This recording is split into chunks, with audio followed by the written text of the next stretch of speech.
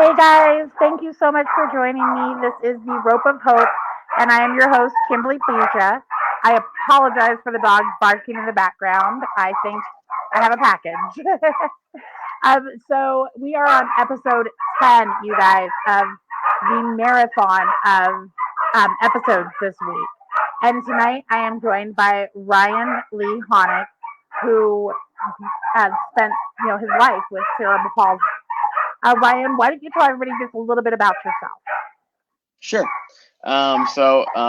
Thank you for the intro. Yes, I have spent a lifetime, for me, that's 35 years on this planet with cerebral palsy. And for me, that's meant a host of things. It's meant I've had some challenges with balance and coordination, and I use a wheelchair to get around about 90% of the time. Although I do have a lot of mobility because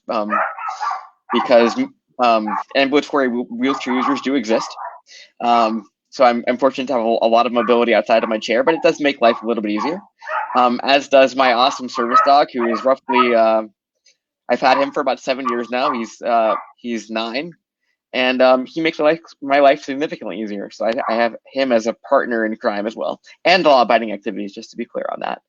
Um, so yeah, that's what my life with disability looks like, and then that has led me over time into the advocacy space on behalf of myself, folks with disabilities, service dogs in particular, because that's obviously a deep passion of mine.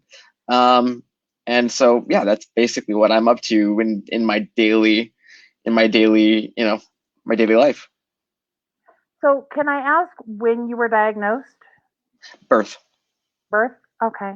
So, you're actually my second guest with cerebral palsy that was diagnosed at birth or very shortly thereafter. Is it really common to be diagnosed that early? I believe so, and I don't have figures for you, but I believe it is common, and I do believe it is one of the more common um, diagnoses from a disability standpoint. The one thing that I'll also add is that while it's common, but there is a spectrum of what that can look like. So my version of CP might look different from somebody else's, and the spectrum is wide.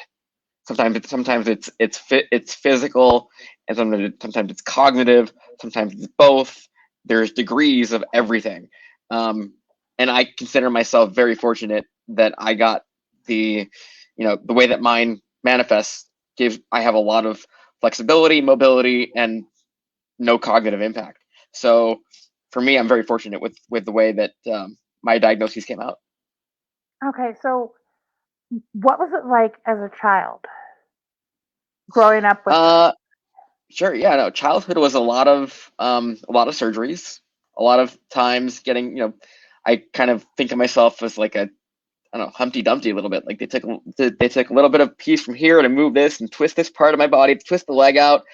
So I had a lot of time. My youth was a lot of time in hospitals and sort of being in that space where I was trying to, um, yeah, I guess, heal from those things that were trying to make my life easier in some way. And it's hard to know, especially when you're super young, what the long-term impact and effects of all of that is going to be. So you go in, at least I tried to as a kid, I go in, and I'm sure my parents did too. You go into it with this idealism that we're doing this thing with the idea that it's going to lead to better outcomes and a more fulfilling life overall, and we'll see where that goes. But everything is you take your best guess with the information you have at the time. And 35 years later, I'm here, and I'm very fortunate with the life that I've been able to build with the support and help of so many people. But I I work. I have a steady employment with the federal government, which is great. Most folks with disabilities in general, not just CP, but the disability community in general, is massively underemployed. I think it's roughly 70% of Oh, the disability community is underemployed and cannot find full-time gainful employment. So in that respect, I'm very fortunate. I also have a fantastic life outside of that. as a byproduct of the way that my life has unfolded. Again, with the support, love of stuff, so many people around me. So I'm gonna take the W. There you go. So I know physically that there were challenges. Growing up, basically spending the majority of your time in the hospital, what did that do mentally to you? You know, I think it's interesting when I think back to it. I think about the fact that as a kid, you don't know what you don't know, right? So a lot of that was normalized for me a little bit. I mean, obviously, as I got older, and I had classmates and things that were, you know, playing sports and doing all kinds of physically based activities, and it became clear that I was going to, you know, need to develop some sort of adaptive way to engage with my friends and all that. So what it led to was actually you know, my outlets became very different. My outlets were not sports and playing ball of any type. My outlets were sorry, there's a little bit of feedback on one of my earpieces. I apologize. My outlets were primarily comedy.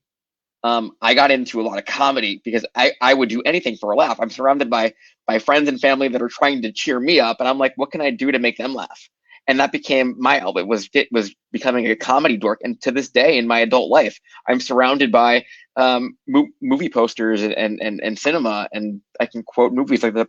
That's a talent that I think developed in large part because of that space, and it's something that's carried into my adulthood, which can drive some people crazy. Well, I'm glad that you found that coping mechanism though, because honestly, without that, that could have been a very different situation. Sure. Now you mentioned your support group, that support family that you have. Who all did that entail? I mean, obviously family, but was Yep. there anybody outside of family? I consider myself immensely fortunate because you're right. I do have family that's extremely supportive. I also have. I think everybody has this to some degree, but I consider myself extremely fortunate that I'm still friends with people. I have two or three close friends still from elementary school. Like that's how far back some of my connections go. And then you add on top of that, as life goes on, I've, you know, friends that I've made in college and grad school and just different walks of life that have really just been part of my journey, and it's been fantastic. So, what has been the hardest part of this journey? Good question. I think honestly, if I were to give it like my honest, like full transparency with this, it's been getting comfortable in my own skin, and some of that is just growing up in general. Like anybody who's the ages of, you know, let's call it, you know, your your teenage years to some portion of your early 20s, right? But when you add the layer of disability, it takes an extra step or two to get super comfortable in your own skin because the messages you get from society at large, um, disability is very much misunderstood, I think. And so you have folks who don't understand disability. The verbiage around disability can be very damning. It's not always inclusive. The ideas around what disability is supposed to look like officially, right? People being disabled enough. The kind of messaging you get about, you know, if I, for example, tell somebody that I can get up out of my chair, a lot of people don't understand. This is what I said earlier. Ambulatory wheelchair users are a big percentage of the population because there's still a chunk of the population that believes that if I'm in my wheelchair, I'm a wheelchair user full time and I'm wheelchair bound. And that's the term that gets thrown around. And I like to tell people, actually, that phrase is a perfect example. Wheelchair bound is so far from the truth, not because I can get up and walk, which is true, right? But if you think about even the phrasing of being wheelchair bound, well, bound implies restriction. Even if I was somebody who did not have mobility, my chair itself is freedom. Because even if I couldn't get out of my chair would allow me to, as it does now, but it would allow me um, to have mobility in a way that not having a chair would be limiting. So even the phrase wheelchair bound is not accurate, but there are phrases just like that that get thrown around all the time. And so it's my biggest challenge was, I said, getting comfortable in my own skin and getting past all of the negative messaging around disability. There's all kinds of phraseology around disability. People like to use euphemisms. Don't say you're disabled. You have special needs. Don't say you're disabled. You're differently abled. And all of those euphemisms are just they're just that. They're harmful narratives that actually paint disability as a negative. There is nothing wrong with saying I'm disabled, but it's the rest of culture and society that is so uncomfortable with it that they will tell the disabled community how we should identify ourselves, because they're not comfortable with the phrase disabled or disability, and so they will use whatever words they have because they have discomfort. I think that was the original question. Did I stray too far? No, not at all. And I'm glad that you tapped into that, because I think, I'm sitting here thinking, there isn't a whole lot of representation on, on TV, in the movies, that type of thing, um, for disabled people. There isn't, but I will say that the disability community is very happy with some of the representation we have gotten as of late. Crip Camp, which was a great documentary, which actually got nominated for an Oscar this past cycle. It unfortunately didn't win, but just the fact that we got nominated for, I say we, I wasn't part of the film, but the disability community notices the nomination, and there was representation of disability at the Oscars on the red carpet at a scale that we haven't seen. Trying to think what else. There was a year or two ago, Ryan O'Connell, who was a filmmaker, did a series on Netflix called Special. He actually is somebody who lives with CP, and he did this series that came out a couple of years ago. Oh, I think we lost your audio, Ryan.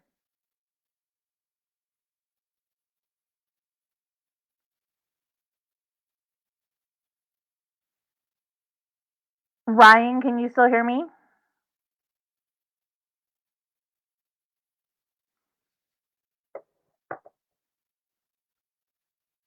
Okay. So I apologize if anybody cannot hear what Ryan is saying. It seems that we have lost audio. I am going to type a quick note in the comment in a chat for him so that he is aware of that.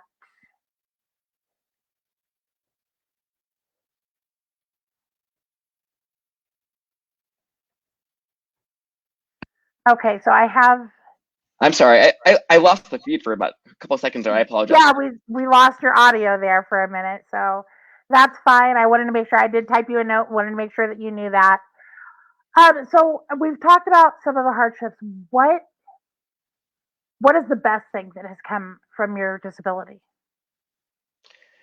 The best thing.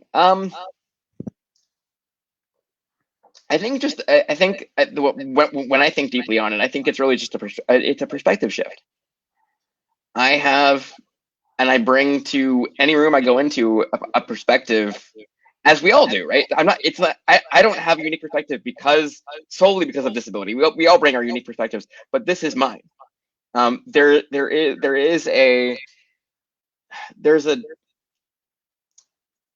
say this: there's a divide in the disability community about how folks will refer to themselves.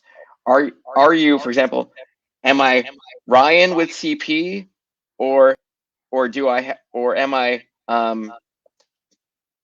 is it person first or identity first? Am I Ryan with CP, or do I have the disability first, and say that I'm disabled and also these other things?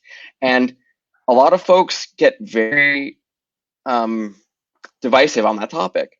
Some folks look at their disability as a part of them, which it certainly is, and they treat it themselves as an accessory, right? So I'm Ryan and I have CP, and that's a part of me, and it's almost as if you carry it with you as a piece. As I've gotten older, I've embraced the the identity first, which is that, my disability is part of me. I can't go into a room, it's the thing that I put front and center, because I can't walk into a room. I can't or roll into a room, as it were, but I can't walk into a room, or I can't look at a situation without having the lens that I have, which is the disabled man, right? So I can't, it's intrinsically part of me. I cannot separate it from who I am and the view that I bring to any situation, any space I go into. So I personally don't, I put identity first before I would say person first. And even that is a divisive thing, because there are people that teach disability in spaces who say you shouldn't put identity first, because that's a negative to put your disability front and center, because, again, back to the use of euphemisms and things like that. There are people that teach this stuff and don't listen to the disability community, right? So what's come out of it for me is a comfort in my own skin. I know who I am. I know exactly what I bring to a room, and I know exactly, what I want to get out of my interactions with people. And if they don't like it, that's on them. It's a comfort in my own skin. I absolutely love that. Ryan, I am so glad that you and I met on Clubhouse. This has Yeah. been such an amazing conversation. I think it's one that more people need to have. I do have one final question for you before we close, Shoot. and it has nothing to do with the topic tonight. Okay. All right. What is the most what is the most inspiring thing somebody has ever said to you? That is I can dig through so many different things for that. But I'm going to give you, I don't know if it's the most inspiring, but I will give you what is most top of mind, because it was said to Okay. me yesterday. Okay. It was said to me yesterday with another contact I met on Clubhouse. We met similarly to this. We met on a Zoom chat after we got off of Clubhouse, and her comment to me was, "You're the best alternative to an espresso shot." Oh my Because gosh, I love that. because I brought so much energy to the conversation we were having, and I just came with so much fire, because I was just so inspired by the conversation that was going on. And she said that to me, and I was like, I'm gonna put that on my website. That is a testimonial. That is exactly the person that I want to be when I enter a room. And with your blessing, I am going to put it on the Rope of Hope page as well. Right? So, and I would love that. I will be doing that most definitely. Well, thank you so much for being a part of this launch, Ryan. I am so moved, by everything that we've discussed tonight. I am so blessed for, having met you. I definitely want to continue our connection. Of course. For everybody who has been watching, if you have been inspired, if you have been touched by any of these stories, and you want to help support what I do, go to buymeacoffee.com/this fat girl life. Thank you again so much, you guys. I will see all of you Saturday.